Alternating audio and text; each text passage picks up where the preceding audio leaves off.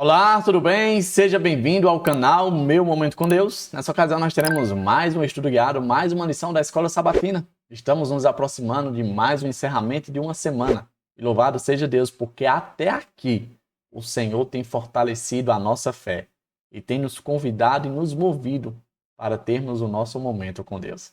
Isso deve, de fato, alegrar o nosso coração. Um dia de cada vez, uma conquista por vez, uma vitória por vez. E assim, eu e você exaltamos e glorificamos o nome do nosso Deus. Tá certo? Olha, deixa eu te perguntar uma coisa. Você já é inscrito no canal? Se ainda não for, aproveita a ocasião e já se inscreve. Eu estou te lembrando para se inscrever. Às vezes a gente se interte no estudo e passa despercebido. Então clica aí no botãozinho em inscrever-se. E dessa forma você vai ser somado a um pequeno povo que com o auxílio seu está se tornando um grande povo. Um povo que se dedica em ter um momento com Deus todos os dias. Tá bom? Também, nessa ocasião, nós vamos fazer a nossa oração, que é uma oração preparatória, para logo em seguida nos maravilharmos com o estudo de hoje. Vamos orar então? Senhor Deus, estás nos céus, muito obrigado, Pai, por mais uma oportunidade de poder estudar a Tua Palavra, que tem nos ensinado tanto, tem trazido tanta luz à nossa vida, tem nos aproximado de Ti, tem agregado positivamente ao nosso ser. Ah, Deus, como é bom estudar a Tua Palavra. Que nessa ocasião, mais uma vez, por meio do Teu Santo Espírito, nosso Consolador, nós possamos ser impressionados, possamos, pela autoridade da Tua Palavra, ser transformados. Nós pedimos isso, não porque reside em nós algo de bom ou que fará essa mudança, mas nós cremos pela fé que por meio de Jesus Cristo, teu Filho, tudo isso é possível. E é pelo nome dele que nós clamamos todas as coisas e o do perdão dos nossos pecados. Em nome de Jesus. Amém. Pois muito bem, chegamos ao tema de quinta-feira. Ontem o estudo saiu um pouquinho tarde, hoje vai sair no horário normal, para a honra e glória de Deus. E o tema do estudo de hoje, de quinta, é Moisés, como Deus sobre Faraó. Olha que coisa interessante. Moisés, ele foi uma espécie de representação do Deus hebreu à visão de Faraó. Aqui tem dois contextos para nós lermos. Um se encontra em Êxodo, capítulo 6, verso 28 a 30, e o outro está no capítulo 7 de Êxodo, no verso 1 ao 7. Vamos ler o primeiro e logo em seguida a gente vai para o segundo contexto. Diz assim o primeiro. Ora, quando o Senhor falou com Moisés no Egito, disse-lhe: Eu sou o Senhor. Diga ao Faraó, rei do Egito, tudo o que eu lhe disser. Moisés, porém, perguntou ao Senhor: Como o Faraó me dará ouvidos se não tenho facilidade para falar? Veja que Moisés, diante de uma ordem de Deus, mais uma vez apresenta ali uma dificuldade, uma desculpa, uma situação que, quem sabe, aos olhos dele, o impossibilitava de cumprir a missão. Vamos para o segundo contexto, que é exatamente a resposta desse questionamento que Moisés levantou. Diz assim, ó: O Senhor lhe respondeu: Dou-lhe a minha autoridade perante o Faraó, e seu irmão Arão será seu porta-voz. Você falará tudo o que eu lhe ordenar, e o seu irmão Arão dirá ao Faraó que deixe os israelitas saírem do país. Eu, porém, farei o coração do Faraó resistir, e embora multiplique meus sinais e maravilhas no Egito, ele não os ouvirá. Então porei a minha mão sobre o Egito, e com poderosos atos de juízo tirarei do Egito os meus exércitos, o meu povo, os israelitas. E os egípcios saberão que eu sou o Senhor, quando eu estender a minha mão contra o Egito e tirar de lá os israelitas. Moisés e Arão fizeram como o Senhor lhes havia ordenado.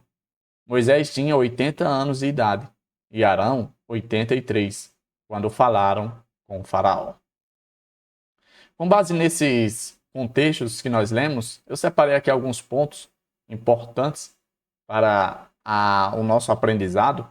E o primeiro ponto que eu destaquei diz o seguinte, ó: Deus se apresentou a Moisés como Yahweh, né?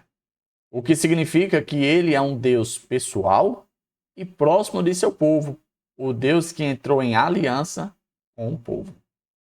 Quando a Bíblia identifica Deus como Yahweh, como a gente viu no estudo das semanas que já se passaram, é uma maneira de Deus se apresentar como um Deus pessoal, um Deus próximo, um Deus presente, um Deus que está pronto para agir em socorro dos seus filhos.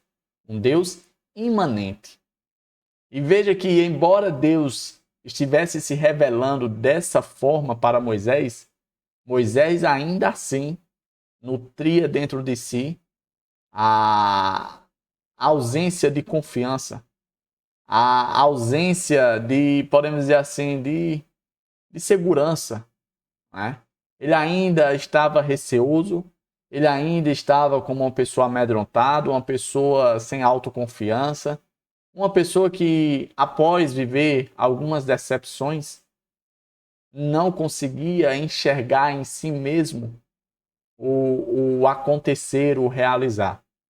Moisés já tinha se apresentado ao faraó, já tinha, de certo modo, sido, podemos dizer assim, humilhado.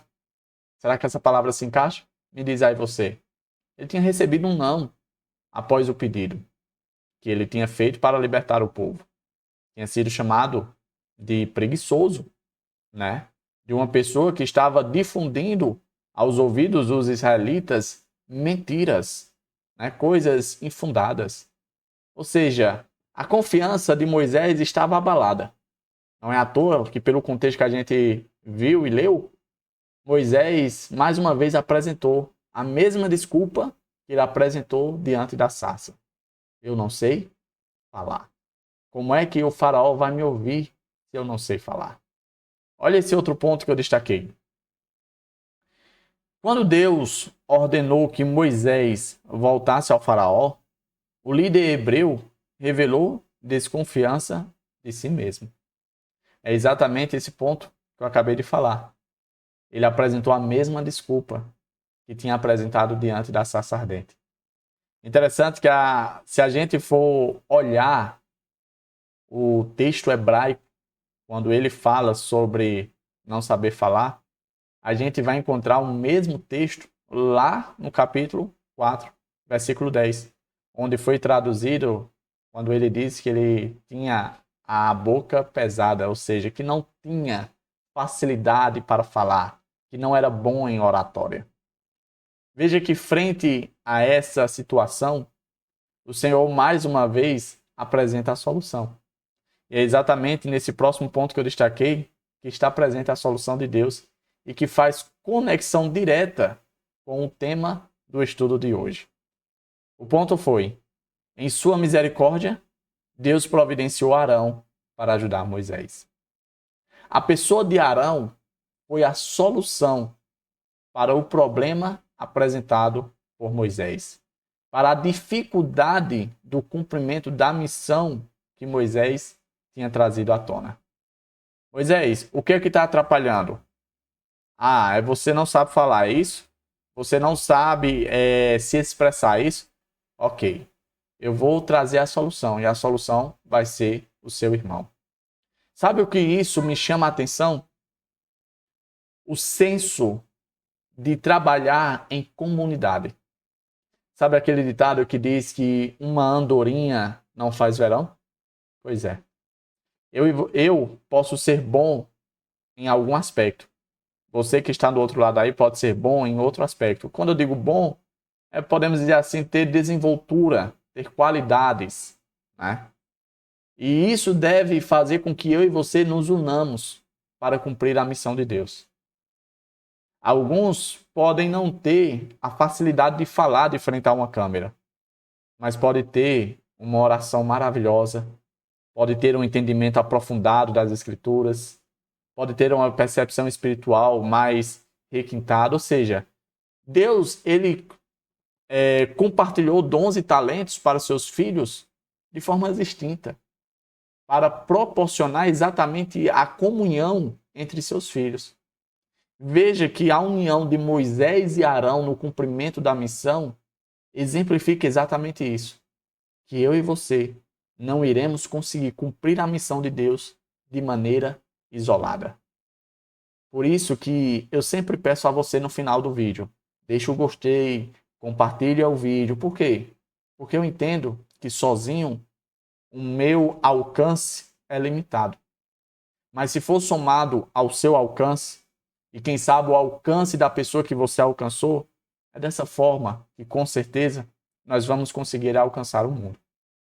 É dessa forma que a missão de Deus, dada e endereçada a cada um de nós, será cumprida.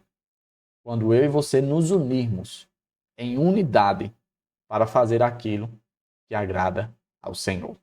Tá certo? E aí, a gente vê nesse ponto aqui exatamente o que foi chamado a atenção no tema do estudo de hoje. Moisés como Deus sobre Moisés, sobre Faraó. Como assim, Davi? Eu não entendi. Eu vou te explicar. O que Deus fez com Moisés foi o seguinte: olha, Moisés, eu vou falar para você o que você deve fazer diante de Faraó. Mas como você não consegue se expressar, não consegue falar bem, você vai transmitir o que eu te falar para Arão. E Arão vai falar com o Faraó. Em outras palavras, Arão será como se fosse o teu profeta e você vai me representar diante do Faraó. Você vai comunicar para Arão, como se eu estivesse falando diretamente para ele, porque você vai estar me representando. Você vai estar assumindo o papel, a posição minha, de Deus Todo-Poderoso. E Arão vai falar em teu nome, dizendo, te representando, como se ele fosse o teu profeta.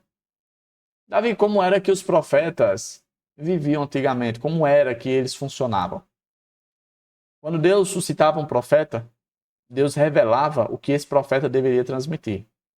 O profeta normalmente transmitia de duas formas. Ou como a forma oral, como Arão iria fazer, verbalizando, ou de forma escrita, enviando cartas, enviando apelos, deixando de forma escrita aquilo que Deus tinha pedido para fazer. Dessa forma, a gente tem vários exemplos de profetas na palavra de Deus que fizeram dessa forma. Deixaram escrito aquilo que era a vontade de Deus, a palavra de Deus. Com base nesse penúltimo ponto, eu chamo o último, que diz assim: Deus também advertiu a Moisés que os encontros com Faraó seriam confrontos tensos e prolongados. Quem sabe Moisés nutria no seu coração o sentimento de acabar com aquela situação muito rápida, de que o Faraó libertasse e resolvesse logo tudo. Porém, Deus, já de forma precavida e antecipada, já falou para Moisés, dizendo, olha, não vai ser assim. O Faraó ele vai resistir. Ele tem um coração obstinado. Afinal de contas, ele se sente um Deus na terra. Quando a Bíblia se utiliza do termo que Deus vai endurecer o coração de Faraó, não é que Deus iria, de certo modo, se sabotar. Não. Mas era uma figura de linguagem que Deus estava utilizando para demonstrar e trazer à tona o quão obstinado, distante e, quem sabe, difícil se encontrava Faraó. E que mesmo que existam pessoas no nosso mundo, nos dias atuais, que se comportem como Faraó, a gente percebe que ninguém, tão obstinado que seja, não se rende ao poder e à autoridade do Deus Todo-Poderoso. Faraó é apenas um símbolo, um modelo de muitos que se encontram nesse vasto planeta, que se colocam em oposição ao Deus verdadeiro. E embora essas pessoas demonstrem resistência perante a autoridade, e o assim diz o Senhor, mais cedo ou mais tarde, essas pessoas se curvam, ou podemos dizer assim, aceitam a autoridade do nosso Deus. Moisés tinha sido avisado. Meu amigo, vai ser tenso. Vai demorar. Mas não se preocupa, porque ele vai dar ouvidos, ele vai se render ele vai atender a minha voz. Sabe o que isso me ensina? E que eu vou transmitir para você agora é que não existe ninguém na face dessa terra que não se renda à autoridade de Deus.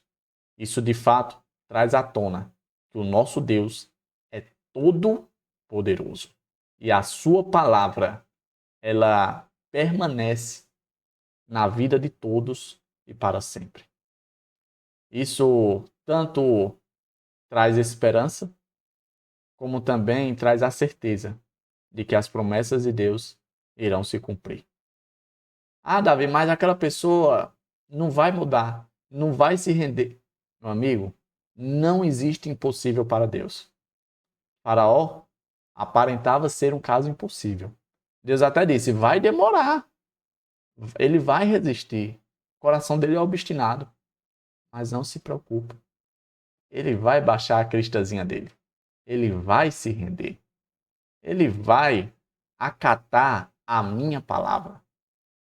E acatando a minha palavra, a minha ordem, ele libertará o meu povo. Isso traz à tona, meus queridos amigos e irmãos, que nós estamos do lado certo, do lado vencedor, do lado que tem todo o poder para a vitória. Tá certo? Chegamos ao fim de mais um estudo guiado, hoje falando do tema Moisés, como Deus sobre Faraó. Deus, na sua infinita misericórdia, permitiu que Moisés assumisse essa posição, essa postura de um Deus na terra. Era como se o Deus Todo-Poderoso tivesse encarnado e tivesse de frente ao falso Deus da terra, que era o Faraó. E dessa forma, o embate estaria ali armado. E só sairia um vencedor. E nós já sabemos, é o nosso Deus Todo-Poderoso. Tá bom? Se você gostou do estudo de hoje, achou um estudo relevante, um estudo legal, deixe o seu gostei para que a plataforma alcance outras pessoas. Davi, eu quero que de fato isso aconteça. Então compartilha. Não se esqueça de mandar para os teus amigos. Eu estou compartilhando com você, você compartilha com teus amigos e assim a gente segue nessa jornada compartilhando uns com os outros. E quem sabe a gente alcance todo o mundo com a palavra de Deus. Tá bom? Fica com Deus. Eu quero te ver aqui no próximo estudo. O convite está feito. Não é por falta de convite que você não vem. O convite está feito. Até a próxima e tchau, tchau.